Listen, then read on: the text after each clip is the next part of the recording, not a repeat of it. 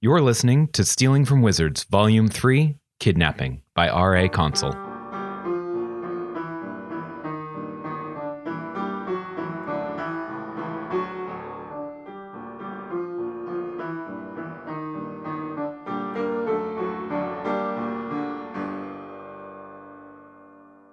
Chapter 16.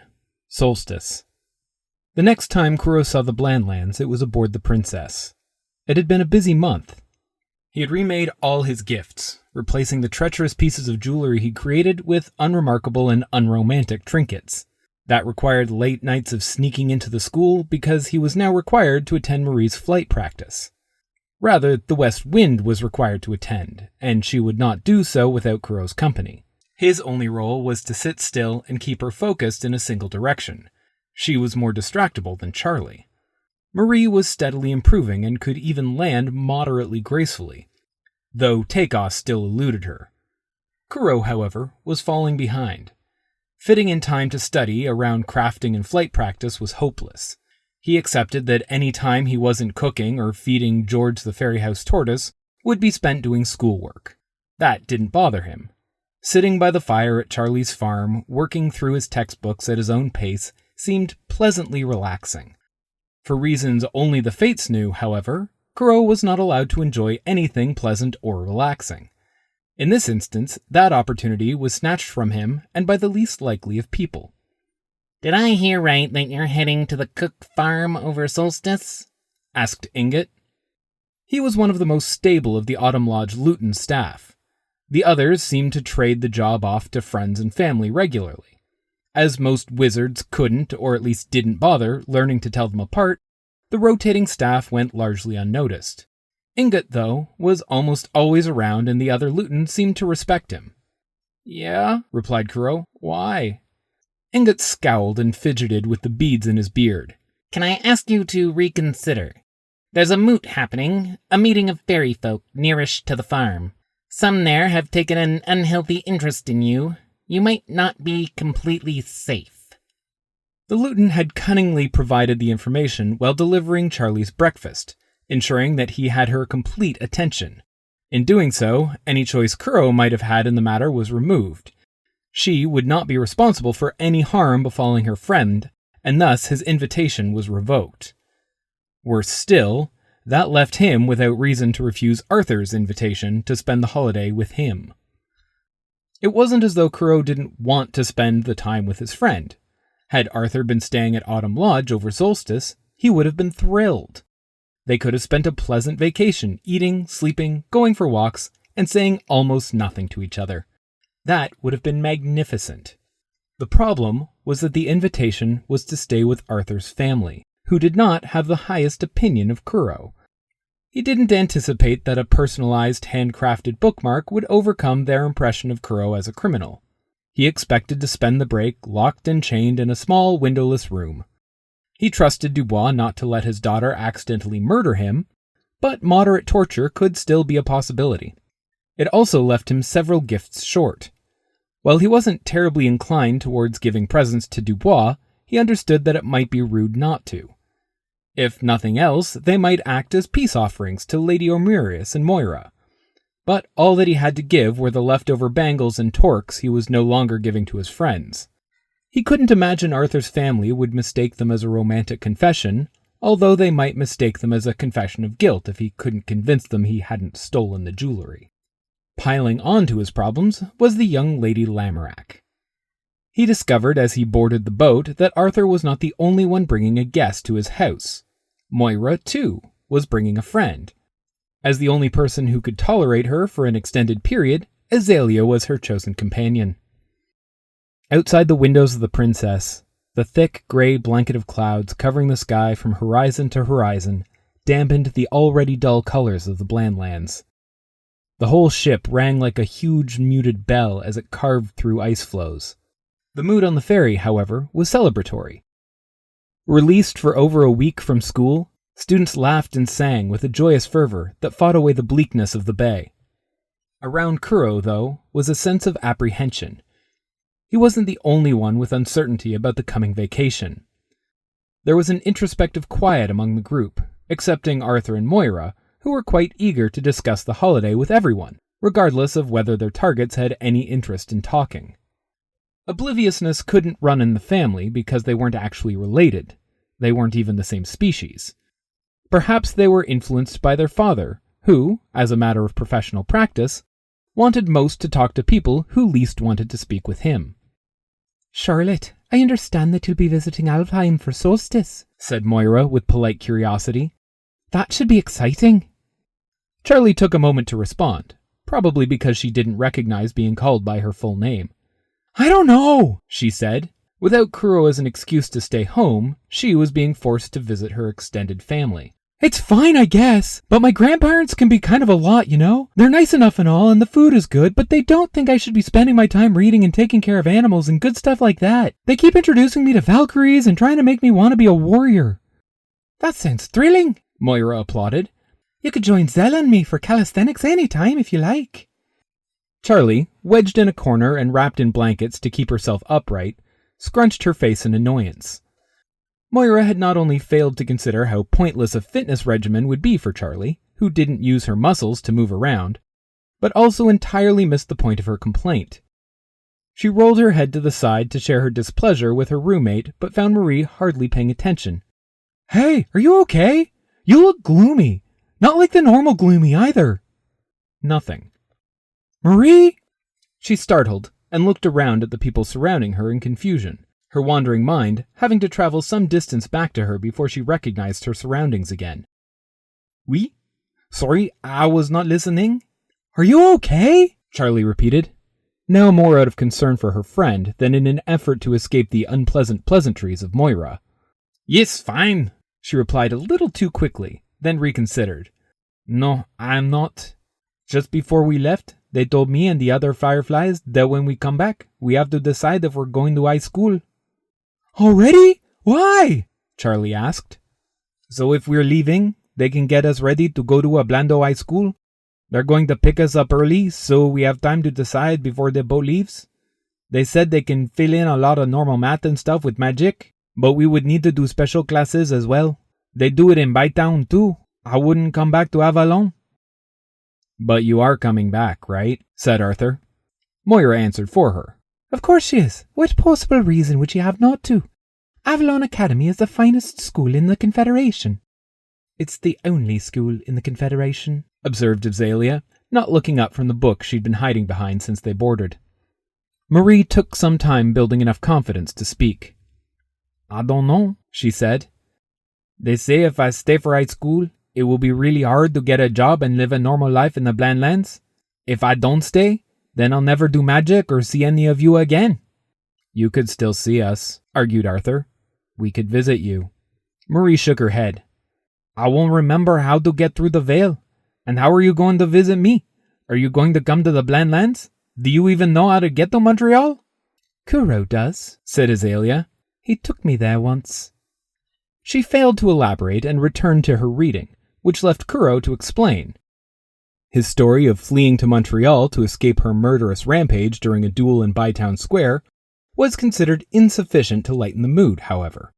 So his fellow travelers refused to believe his explanation, and it took most of the voyage across the bay for them to relent and accept that there was nothing salacious about their Blandlands jaunt. The inquiries concluded with Marie attempting to extract a promise from Kuro to visit her during the holiday. "I can't," he said, with as much regret as he could pour into the apology. "I'm sorry." "Why not?"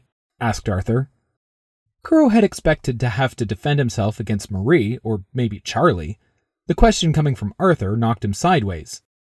"Well, for one, I'm staying at your house." "That should make it easier," Arthur said. "We live pretty close to the town square." "And you also live with a hound," argued Kuro. "And I'm a convicted criminal." "That's why we ask Mum," explained Moira, adding herself to the conspiracy. "Dad will be working most of the holiday anyway." Kuro refused to accept that it could be that easy. "No. Dubois said unsanctioned trips to the Blandlands were illegal. I almost got thrown in jail for it." "So we get it sanctioned." Moira groaned at having to explain something so obvious. "How?" "We ask Mum." she repeated, more slowly this time to ensure he grasped it on the second go. That's her job. Technically, any knight of the realm can do it, but she usually works in the office in Bytown. That's actually how our parents met. I know it's weird to think of your parents dating, but it's a sweet story. It is a sweet story, agreed Arthur.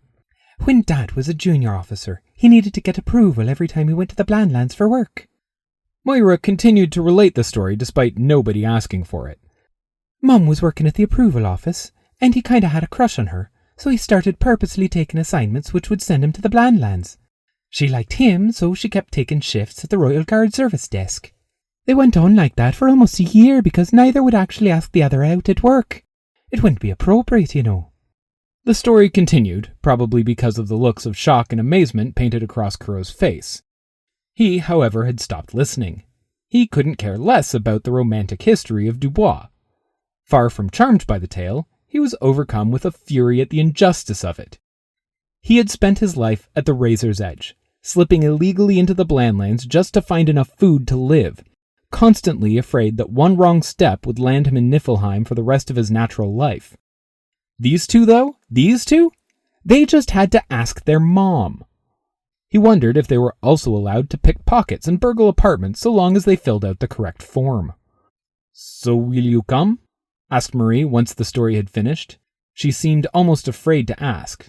Now that she knew it was possible, so too was the possibility of rejection. Kuro was equally afraid to answer. Despite the assurances of Arthur and Moira, he couldn't help but think that it was something criminal, or at the very least that something would go terribly wrong. "I guess, yeah," he said. "Do you promise?" Those words formed a knot in his chest. She knew what promises meant. Whether or not she expected him to give her a real promise didn't matter. Breaking his word might not kill him, but he would be as good as dead in her eyes. It didn't matter that she would barely remember him or the promise while she was out there. She wanted proof that her friends would still remember her. He nodded. Charlie nodded a firm approval. "You had better," she said with authority, trying to hide her disappointment in not being able to participate in the adventure. Instead, she obligated her friend to fulfill her role. "You're going to have a great time and give Marie all her solstice and birthday presents, and then you're going to tell me all about it when we get back." The remainder of the ferry ride was filled with addresses and maps, transit routes and landmarks. Despite Moira's bold claims of having frequented the Blandlands, she seemed totally unaware as to how to actually navigate a city. That duty fell firmly on Kuro, who had a growing fear that he'd fail to find Marie, as well as fail to find the way back, leaving them lost in Montreal with no way home. He couldn't help but feel like the entire plan was folly, and by the time they disembarked, he was shaking with worry. Charlie was collected at the docks by her grandparents, both the embodiment of elvishness. They were towering and broad, their powerful build further exaggerated by the heavy furs they wore. Their braided hair, white from age, contrasted with the gold of their skin like silver filigree. That was all anyone had a chance to know of the pair.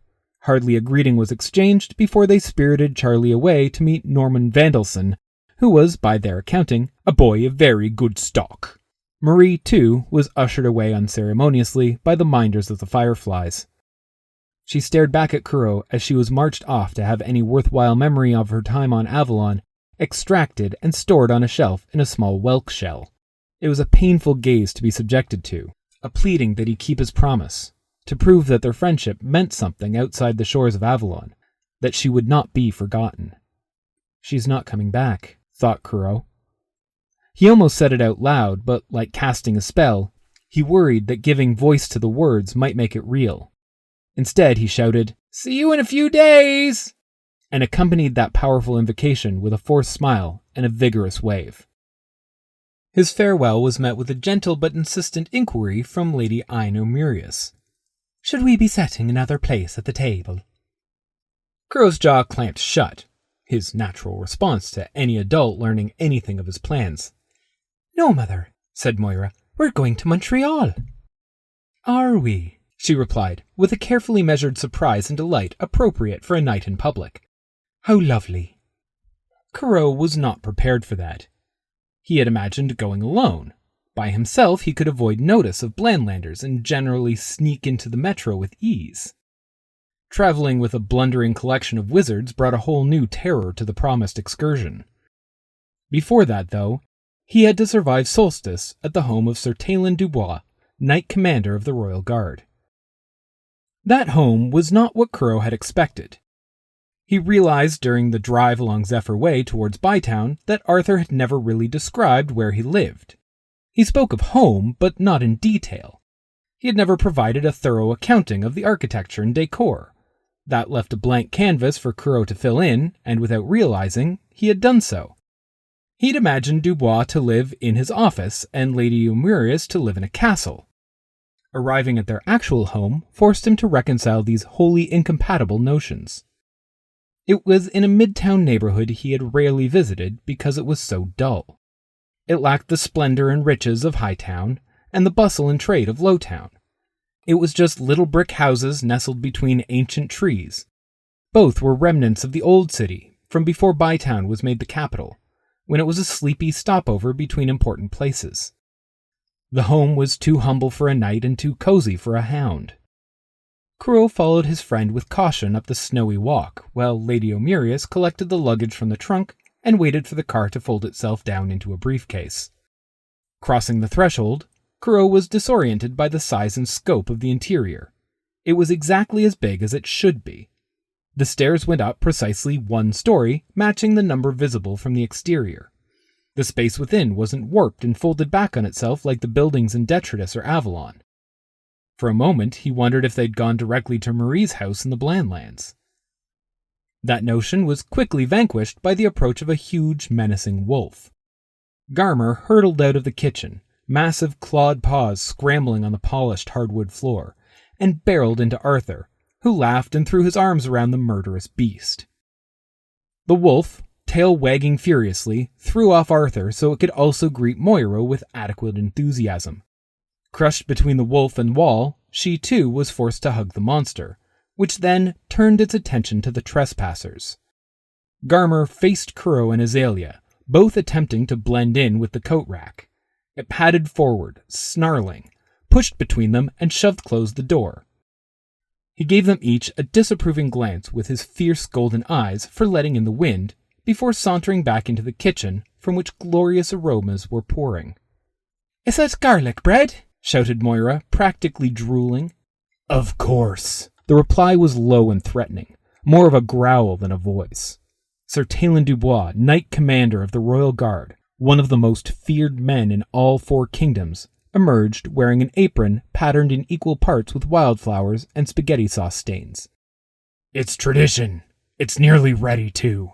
I hope you brought your appetites home with you." Kuro just stopped taking in any new information at that point. His rational mind gave out, and he drifted through most of dinner in a haze, refusing to accept that what was happening could be anything but a dream until he was directly challenged. "You don't have to steal food, you know, Kuro." He shook off the fog that had settled in his brain and found himself in a slightly too small dining room. 6 chairs were crammed around a table better suited for 4. A half-eaten plate of spaghetti sat before him, and the lingering flavor of meat sauce in his mouth let him know he must have been the one to consume it. Beside and across from him sat 2 Moiras, one explaining to a distressed Azalea that he preferred to eat Italian food well in the shape of his sister, as it tasted better that way, and the other looking at Kuro with some degree of offense. "Huh?" replied Kuro, noting the locations of the knight, hound, and wolf while quickly evaluating escape routes. "We'll feed you snacks if you want them," said Moira. "You don't need to steal food." He couldn't understand what she was talking about until he followed her extended finger to find his hand in the process of jamming a piece of garlic bread in his bag. "It's not for me," he said. "Did you bring a Autolycus with you?" asked Azalea, eager to escape her current conversation with the mock Moira. "I couldn't leave him at the lodge," replied Kuro. "It's not fair to ask someone else to keep an eye on him over the holidays." "You raccoon! Should we lock our cupboards?" said Dubois, with a smirk that did not match the threatening snarl in his voice. "It's best not to," explained Kuro. "They won't keep him out, and he might damage them trying to get in. Better to just keep him fed." Lady Eumerius appeared to have several questions, and she took a moment to select from the list. "Your familiar eats?" Kuro shrugged. If a knight of the realm didn't understand it, what chance did he have? He's a raccoon, was the only explanation he could give. The conversation reminded Dubois of something, and he slammed the table with his palm, making Kuro jump. "You girls haven't said anything about your familiars yet. Did you manage to conjure them?" While the question sounded like a threat, he wore a grin of childlike curiosity. The younger pair traded disappointed glances, sealing a covenant not to spill each other's secrets. "Oh, come on, it can't be that bad," he continued. "Let me guess. Tarantula? Octopus? Dung beetle? It's a dung beetle, isn't it?" He prodded his daughter playfully. Azalea cracked first.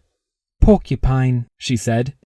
The nods and murmurs of understanding around the table offered both a gentle comfort in understanding her disappointment and a recognition of how obvious it was in hindsight. "It likes to chew on bedposts," she added in annoyance. Having made her confession, she proceeded to stare down her friend, challenging her to admit her own shameful familiar. "It's a goose," Moira snarled, and viciously bit off a piece of garlic bread to soothe her wounded pride. "Makes sense," said Arthur, sprouting black feathers along his face and neck. "I see that, yeah," agreed Dubois. "Probably should have guessed that," confirmed Lady O'Murius. These comments did not please the squire. "What about me is at all represented by a goose?" "Maybe you're migratory," suggested Azalea, to which Moira responded with a threatening gesture, as if to challenge her friend to a duel using a mostly eaten loaf of garlic bread. "Geese are fearless fighters," said her mother, the calm and matter-of-fact tone cutting through the tension building across the table. "They'll defend their family with their lives and chase away attackers many times their size." It was a good match for Kuro's experience with the girl. She had the personality of a cannonball contained in the stature of a lamb. Moira turned her baked blade on her mother. "Don't play your mind games with me. It's a lousy familiar and you know it." Lady O'Murius's already perfect posture stiffened further. "Are you challenging me?" "Yes," replied Moira with zeal. Kuro braced to dive under cover should a duel erupt in the dining room. The knight narrowed her eyes and leaned forward, her deadly stare silencing the room. "Before or after dessert?" Moira paused to consider, tapping the bread against her chin. "What are we having, Dad?" "Ice cream," Dubois said plainly, unperturbed by his wife and daughter preparing to engage in combat. "Before then," said Moira, hopping down from her seat.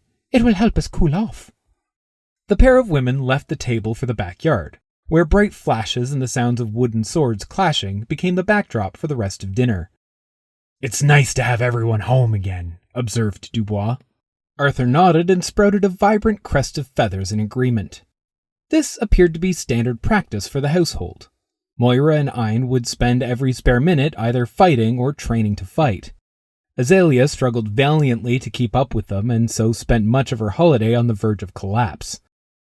Dubois would prowl around the house on the rare occasions he wasn't working, puttering in the kitchen and chatting casually, always with a smile, though his lupine features, gravelly voice, and history of arresting Kuro made it hard to engage him in friendly small talk.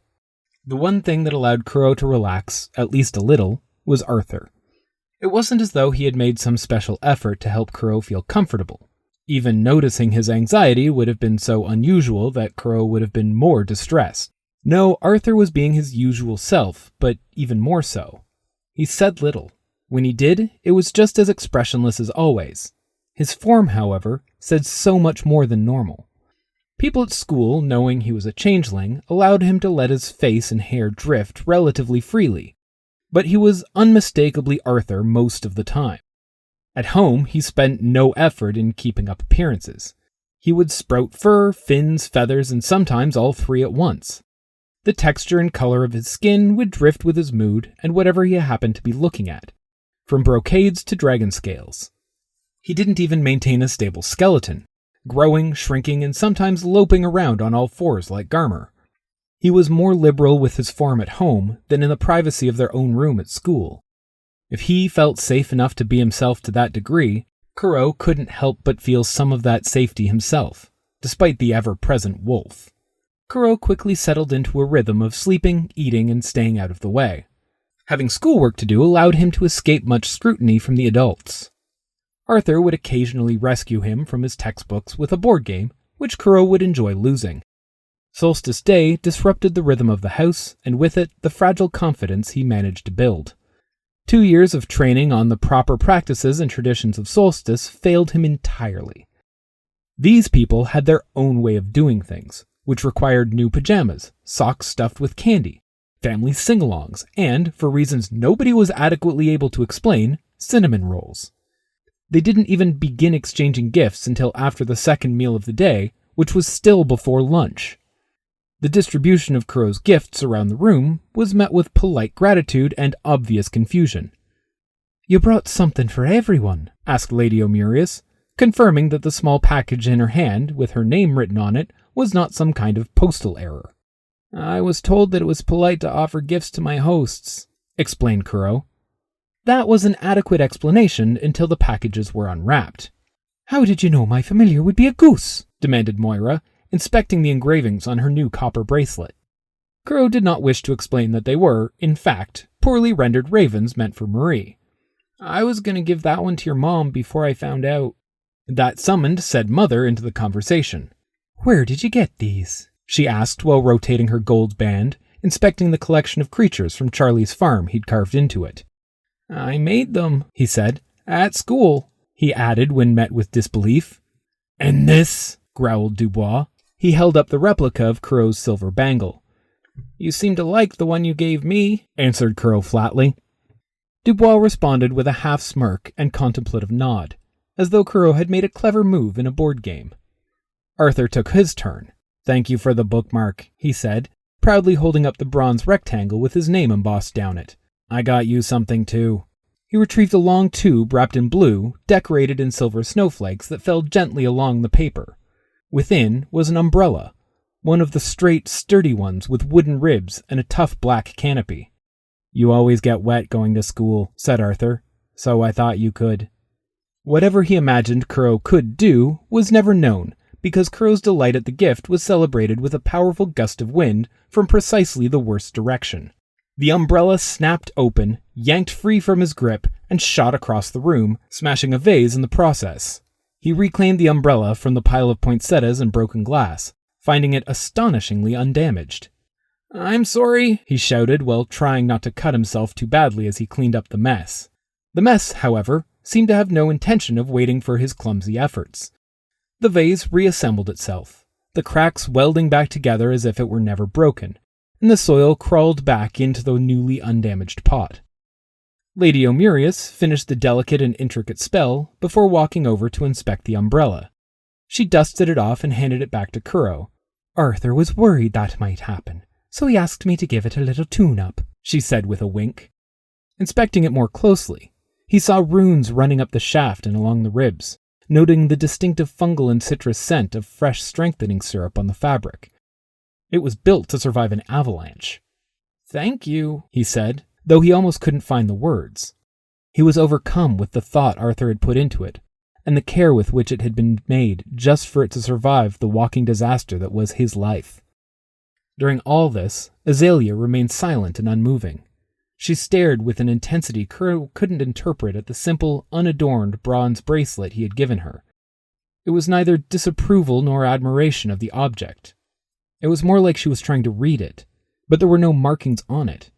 It had originally been meant for Arthur, but he hadn't been able to think of anything that represented his ever-changing friend, so he'd left it blank. Gifts were followed by lunch, which was followed by tea, then dinner, then snacks. Kuro was stuffed to discomfort and had to refuse more food than he usually ate in a day. He escaped from the evening jigsaw building, both because he couldn't stomach the promised fudge-covered popcorn, and because strong breezes and puzzle pieces interact poorly. He and Autolycus lay, clutching their bloated stomachs, on the mattress set on the floor of Arthur's bedroom for him, while the west wind played with the umbrella. The wind was initially eager to blow it around the room, but Kuro had convinced her to work just to keep it aloft. She was excitable and energetic, though agreeable to more restrained behavior if Kuro paid her constant attention. The feeling of eyes on him drew that attention away for a moment, and the umbrella shot upward, punching a hole in the ceiling. He hoped the lady of the house could mend that as easily as the flower pot, or he'd be spending some of his vacation patching and painting. He sat up to find Azalea standing at the door. He'd not heard her approach, and she looked to be deciding whether to run or attack when spotted. "Why are you—" She began harshly but stopped herself before finishing, apparently unhappy with the accusatory tone. "Why?" she repeated almost pitifully and then stopped again, seeming frustrated that it wasn't coming out the way she wanted. After a calming breath, she made a final attempt. In an even tone, she asked, "Why are you nice to me?" Kuro was unprepared for that question. It wasn't a question he'd ever imagined needing to be prepared for, much less from Azalea. He looked at her quizzically, and she slouched under the scrutiny, letting her long hair fall in front of her face. He turned to Autolycus, but the raccoon appeared equally confused. He looked to the umbrella, but it offered no insights either, though it had blown over to him and was nudging him repeatedly, as if demanding to play again. "Am I?" he asked in bemusement.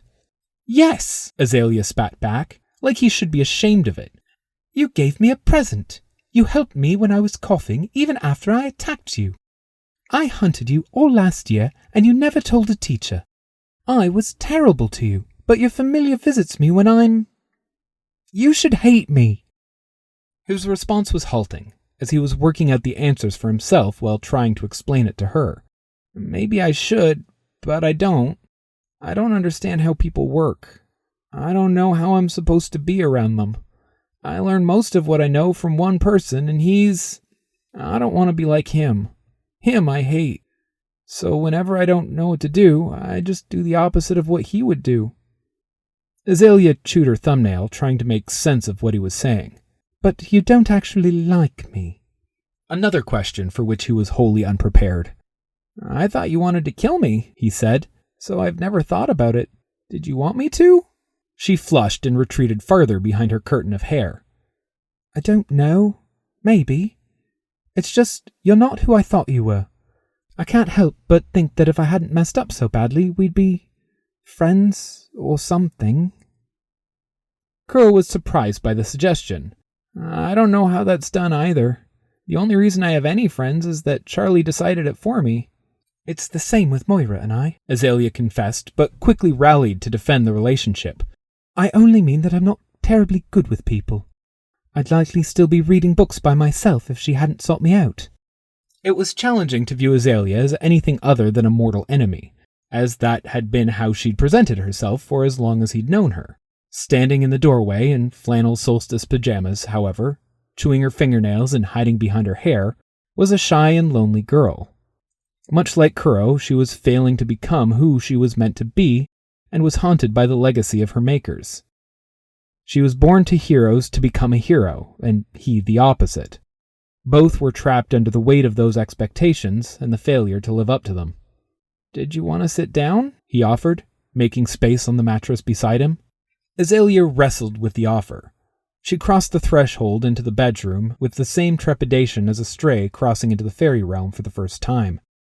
She sat next to Kuro as if the mattress might be made of nails and pulled her knees up to her chest. The overstuffed Autolycus rolled himself over to her, and she ran her fingers through the fur on the top of his head. Kuro grumbled at the artificial raccoon, taking advantage of the gloomy girl for head scritches. "I'm sorry. I won't touch him if you don't want me to." Azalea's hand retreated, and Autolycus scowled at Kuro for ruining his pampering. "Go ahead if you want to," replied Kuro. "I just don't understand why you would. He's a smelly little troublemaker." "I don't think so," she said, then fixed Kuro with a gaze that was at once warm and terrifying, as though she had feelings on the subject too big to contain and was upset at herself for having them. Like what she was about to say was the most important thing in the world, and yet every word a battle to get out of her chest.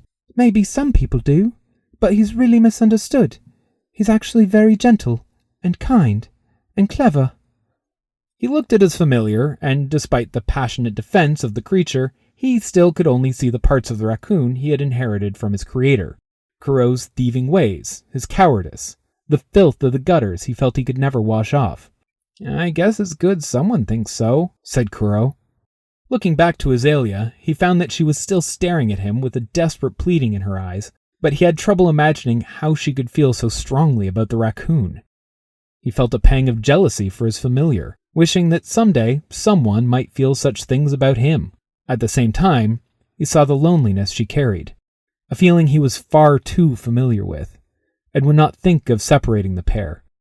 You can hang out with him whenever you want. At least if he's with you, I know he's not getting into too much trouble. Her response was confusing.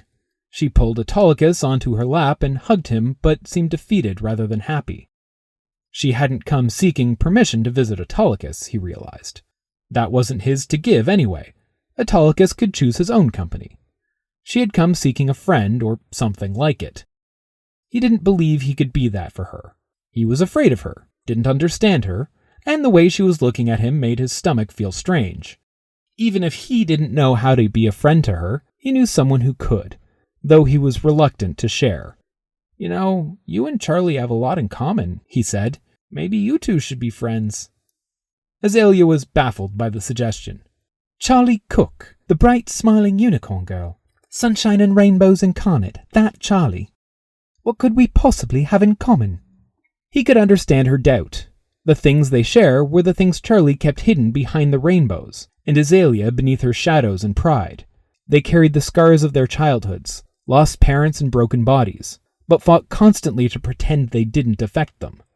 That, though, wasn't something Kuro could explain. Those were Charlie's private matters and not something Azalea would have welcomed commentary on. You both like reading, he said instead. He climbed into his bag and emerged with a book and handed it to Azalea. Here, she gave me this to read over the break. You might like it. So you want me to make friends with your friends? She asked, apparently suspicious of Kuro's motivations. That's not really up to me, he said. That's for Charlie to decide. I just know what it's like to be lonely. To break the uncertain silence that followed, he added, So does she. You're being nice again, Azalea complained as she reluctantly accepted the novel. Sorry, he said. Is that bad? No, she snapped, making him seriously doubt her answer. But I don't know how to deal with it. She scanned the back of the book to avoid looking at him. Happy Solstice, Kuro, she added, much more gently. Happy Solstice, he replied as she retreated down the hall. He went to bed feeling as though he'd done well, made a step towards peace with an old enemy, perhaps even helped her find another friend in Charlie. He wondered, though, as he fell asleep that night, what she had meant by, or something. Thank you for listening to Stealing from Wizards. If you liked our show, please consider rating or reviewing on iTunes. If you want to support this podcast or just can't wait for the next chapter, the full book is available on Amazon, Kobo, and Indigo. Our theme music was written by Camille Saint-Saëns, transcribed by Franz Liszt, performed by Rebecca Verdun, and used with permission. This episode was produced by Jim Tigwell.